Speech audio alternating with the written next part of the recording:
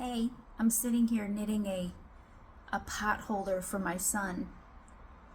He's out of town right now and he's gonna get home and find his mom made him a pot holder and he's gonna be like, Mom, I didn't need that. But he'll appreciate it.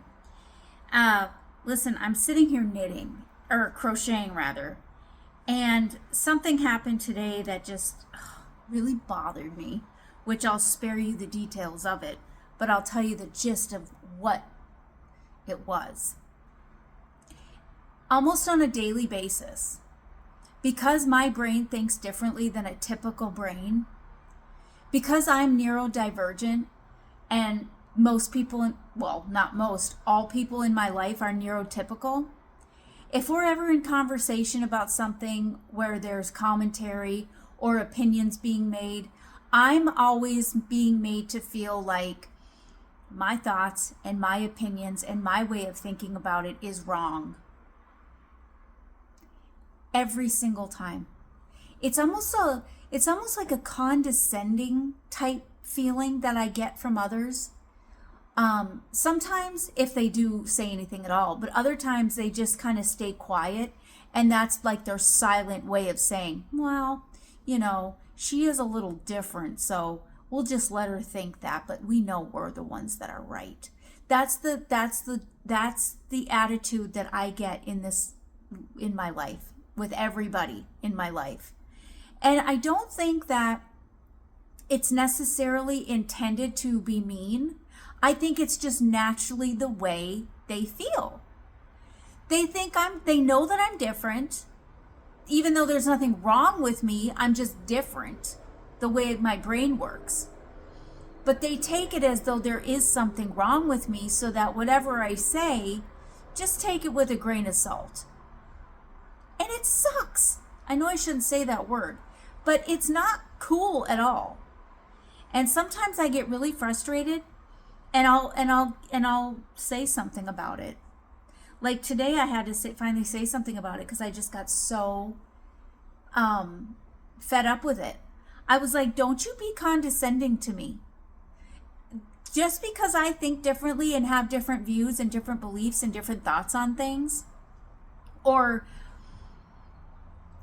maybe something's important to me that may not necessarily be important to you. I mean, as human beings, we should still show some type of interest and compassion, right? But I mean, when it comes to narcissists, they don't have any type of empathy in them. So because of that, you tell them something that requires, or that would require somebody, not even require, it would prompt the other person's empathy to pop out, and they would feel like, oh, wow, that's terrible, or oh, I'm so sorry that happened, or something like that. But not with a narcissist. A narcissist has to beef themselves up, make themselves feel superior, because you're telling them about something that's kind of a sad story, or something that may have happened that is very, just, I can't find the words for it right now, but because narcissists lack empathy, they get really annoying when you are talking about something that most people would respond with empathy, because narcissists don't do that. They respond by condescending. They respond by beefing themselves up and making them feel superior, because keep in mind, deep down, narcissists are extremely they have no self-esteem. They are extremely insecure. So they make up for that by acting like they're the tough guy and they're better than. That's what they do. But see, here's the trick of it. In order to keep those traits from coming out of the narcissist in your life, you have to learn how to not react. You have to learn certain topics just shouldn't be talked about. You have to learn ways to interact with them that's not going to bring out those traits. And listen, it's hard. I know it is. Because being a human with empathy and, not a narcissist. And that's another topic. Some people think that autistic people are actually narcissists, and that's not true, because we do have empathy. I mean, everybody falls differently on the spectrum, but most autistic people that I've talked to, or that I've read about, or that I've heard about in therapy, have empathy.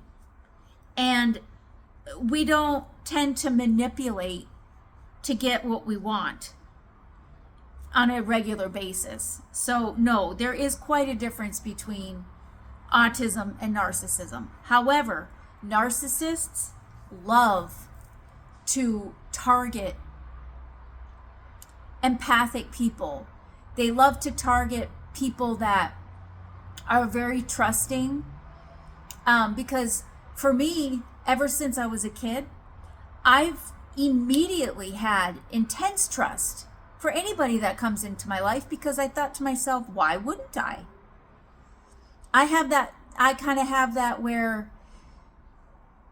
it starts off as very trusting, but it's easy to lose that trust, versus you got to earn my trust in order for things to, evolve. But I've been just the opposite my whole life. But because of that, I've just attracted narcissists in my life. But because I've had experience with narcissism for the past 27 years, no, maybe longer than that. We'll go with 30. I've learned quite a bit on how to deal and how to interact with them. I wouldn't call myself a professional. I don't have a degree in psychology, so it's not like I can sit here and tell you what to do, because each narcissist is different. Every relationship, every interaction is different for everybody that has a narcissist in their life. But one thing remains across the board is you learn how to interact without their traits coming out. And that's by not telling them anything emotional. You can't get emotional with a narcissist. They'll make you feel worse. So don't go there.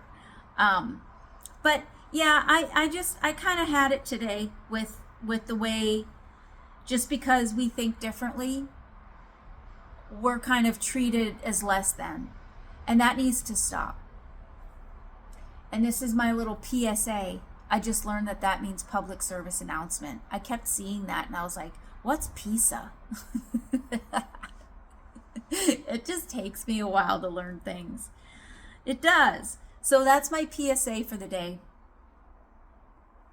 Well, what is my PSA for the day? Just because autistics think differently doesn't make them less than. That's my PSA. Have a good day. I'll see you on the next video.